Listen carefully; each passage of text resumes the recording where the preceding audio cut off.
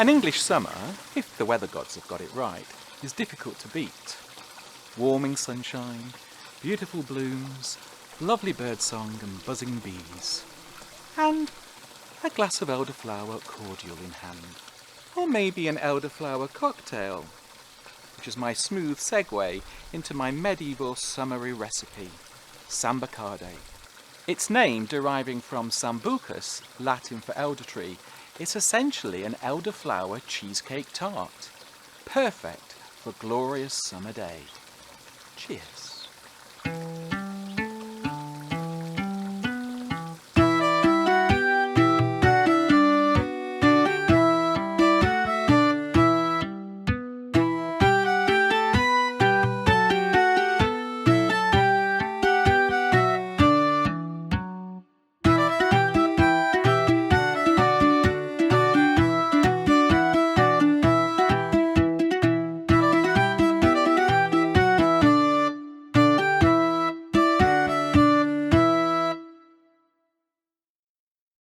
To make this cheesecake tart, you first need a pastry case, one measuring about 25 centimetres or 10 inches in diameter. I've gone with the same all-butter gluten-free short crust pastry that I made in my video for crustada verbas on a Fisher Day, so please check that out for the method. For a more medieval pastry, check out my Christmas Cuscanolles video. Once you've blind baked your pastry case, it's time to make the curds, which is much easier than you might think. It is important to use unhomogenized full cream milk to maximize the quantity of curds. Organic milk and, in Britain, milk from Jersey cows are often, though not always, unhomogenized, so you could use those. You can also use raw milk if you can find a good provider. Unhomogenized milk simply means that the fat molecules have not been mechanically dispersed throughout the milk. Characteristically, it has a layer of cream sitting on the top. So, in a large heavy-based pan, heat 2.25 litres, 4 3/4 US pints, of the milk until it is close to boiling, about 80 Celsius or 175 Fahrenheit. Then turn the heat to low. Gradually add 50 millilitres, that's 3 tablespoons plus a teaspoon of white wine vinegar. Keep stirring. After a few minutes, the curds will begin to form. Keep heating and stirring until no more curds are being formed, then remove from the heat. Next, place a sieve over a large mixing bowl and line it with a square of cheesecloth. Transfer the curds to the sieve and drain away the whey. You can keep the whey if you wish. Some people use it to marinate meat, or you could make traditional ricotta cheese. However, you may wish to discard it if you have lactase deficiency or lactose intolerance, as the whey is loaded with lactose. Next, I like to rinse the curds with cold water in order to remove any vinegar taint, though this is not strictly necessary. But it also cools the curds so that they're easy to handle. Then, bring together the cloth around the curds and give it a good squeeze, or as the medieval recipe says, "Tak crudes and wring out the whey." Leave aside your curds and prepare your elderflower blooms. I picked these freshly from my front garden this morning, balancing somewhat precariously on a stepladder, making sure that I shook out any little insects, and then I gently rinsed them in cold water before shaking off the excess water. So, pluck off enough blooms for about 4 tablespoons worth and put these in a bowl. Now, I'm conscious that fresh elderflowers may not be readily available where you are, or they may be nearing the end of their season if, for example, you live in the south of England. But you can substitute dried elderflowers using half the amount, or indeed, you can skip the blooms altogether and just use my clandestine, not at all medieval ingredient, elderflower liqueur. Yes, I'm cheating here because I want an elderflower flavour that is probably stronger than that intended in the medieval recipe.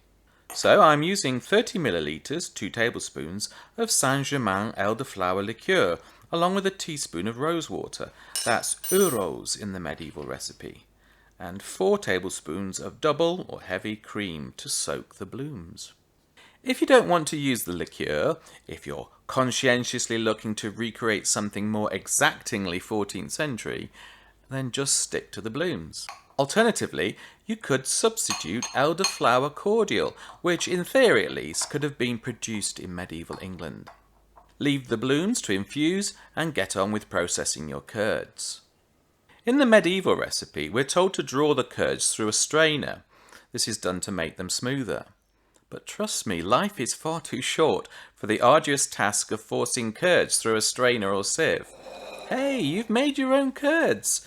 So you have permission to ease off a little on the drive for medieval realism. Instead, I suggest using a food processor. And if, like me, you have a 35-year-old Moulinex, then that's close to medieval anyway.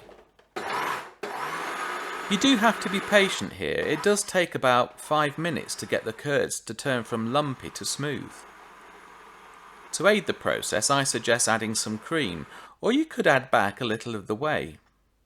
What you're looking for is something akin to modern cream cheese, which is essentially what you've just made, of course.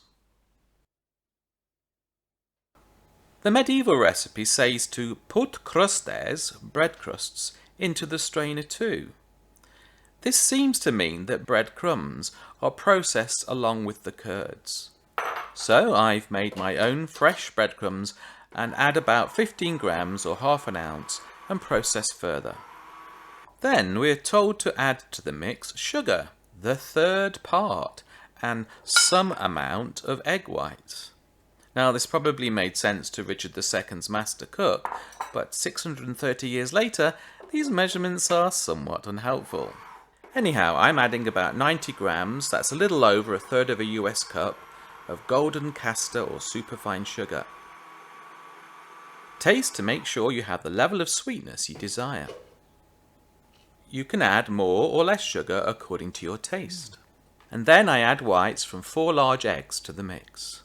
I actually pass these through a sieve, which is something medieval cooks sometimes did with whole eggs.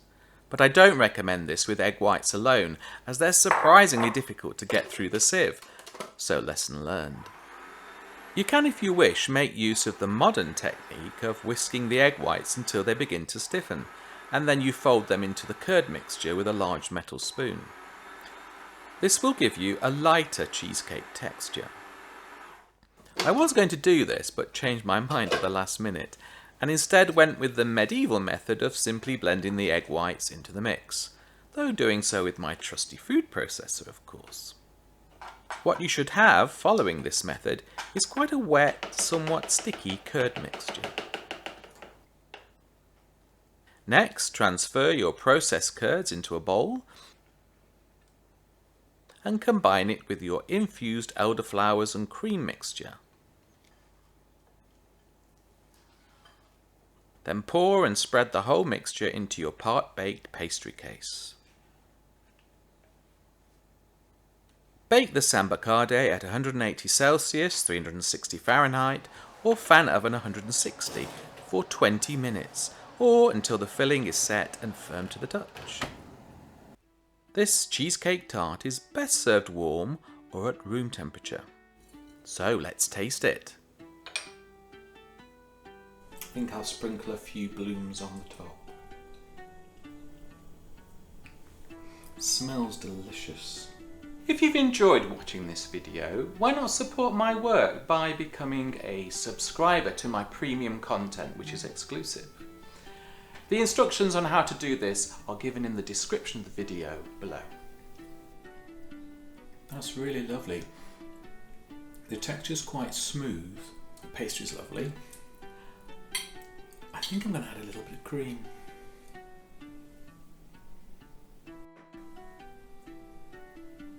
Oops. I'm